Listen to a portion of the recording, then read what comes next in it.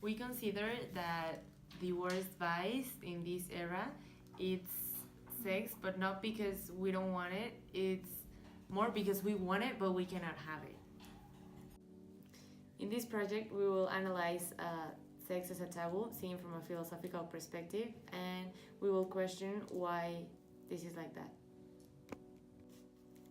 As it has been known through history, this is a topic that has been classified as something forbidden.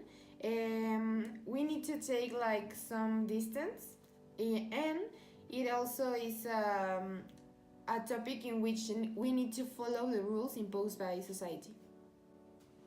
Society rules about the behavior regarding sex are based on ethics and morality. Nietzsche used to classify actions as good and bad, good being the noble and bad being poor or something vulgar, in other words. So if we relate both what society thinks about sex not following the rules and what Nietzsche used to say, someone who does sex without following these rules applied by society will be someone poor or vulgar. But again, we stay with the question of why is sex considered something bad or taboo. According to Immanuel Kant, if you're doing something in the name of love, you're doing it right. So this goes by the hand with what society mentions, that if you're doing sex with someone you love, you're doing it right. But what about if you're just doing it for pleasure? Would it be called something bad, something vulgar? What about if it's just you're doing it in the name of love, but love for yourself? Because it's pleasure. Another philosopher we want to mention is Aristotle. He said that happiness is the whole meaning and purpose of life. The whole aim and end of human existence. And so, if you want to practice sex with someone you love, with someone you don't love and only for pleasure or just for joy, if that makes you happy, it is okay. Yeah, the thing is that if any reason, it doesn't matter if you do it with someone you love it or not, as she has said. The only thing that matters is that makes you happy, and if that happens, then it's okay. It's okay, it's correct. Next, we have Sigmund Freud.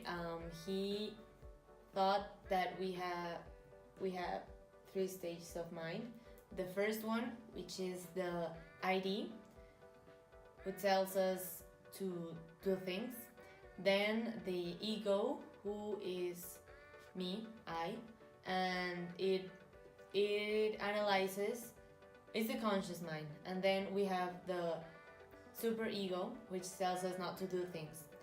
So relating it with our topic, we think that it is a natural thing to practice sex because when we are asleep and there's just like the subconscious mind, which is the ID, and the superego, they are fighting whether to do it or not to do it.